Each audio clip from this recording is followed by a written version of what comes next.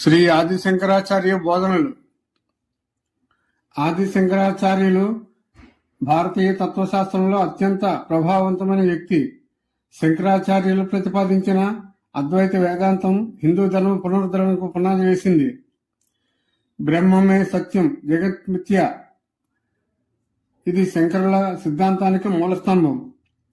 బ్రహ్మమే పరం సత్యమని, సృష్టిలో మార్పు లేనిదని, శాశ్వతమైనది బ్రహ్మం ఒకటే అని తెలిపారు. జగత్ మిథ్య, ఈ ప్రపంచం కనిపిస్తున్నప్పటికీ ఇది శాశ్వతం కాదని, మాయా లేదా భ్రాంతి వంటిదని, తాత్కాలికమైన ఈ ప్రపంచమే చూసి శాశ్వతమని నమ్మటమే అజ్ఞానం అంటారు. అహం బ్రహ్మస్మి అంటే నేనే బ్రహ్మమును, జీవుడు బ్రహ్మం వేరు కాదని, అజ్ఞానం వల్ల మనల్ని ఈ శరీరం అనుకుంటున్నాము, కానీ జ్ఞానం కలిగినప్పుడు మనలోని ఆత్మ పరమాత్మలో భాగమని అర్థమవుతుంది అంటారు. చీకట్లో తాడును చూసి పాముని భ్రమించడం, వెలుగు వచ్చినప్పుడు అది పాము కాదు తాడు అని ఎలా తెలుస్తుందో, జ్ఞానం కలిగినప్పుడు ఈ జగత్తు మాయి అని, అంతా బ్రహ్మమని తెలుస్తుంది అంటారు శంకరులు.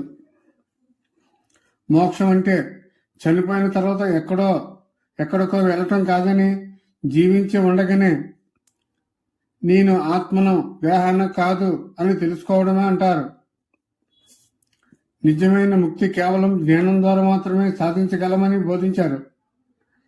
జ్ఞానాన్ని పొందేందుకు సాధకుడు 4 లక్షణాలను అలవర్చుకోవాలని, వివేకం ద్వారా ఏది శాశ్వతమో ఏది అశాశ్వతమో తెలుసుకోవడం, వైరాగ్యం ద్వారా ప్రాపంచిక సుఖాలపై వ్యామోహం వదలటం, షట్ సంపత్తి అంటే ఇంద్రియ నిగ్రహం, మనశ్శాంతి వంటి 6 గుణాలు కలిగి ఉండటం, ముముక్షత్వం ద్వారా మోక్షం పొందాలని తీవ్రమైన కోరిక కలిగి ఉండాలని అంటారు శంకరులు. శంకరాచార్యులు భక్తిని కూడా తక్కువ చేయలేదు.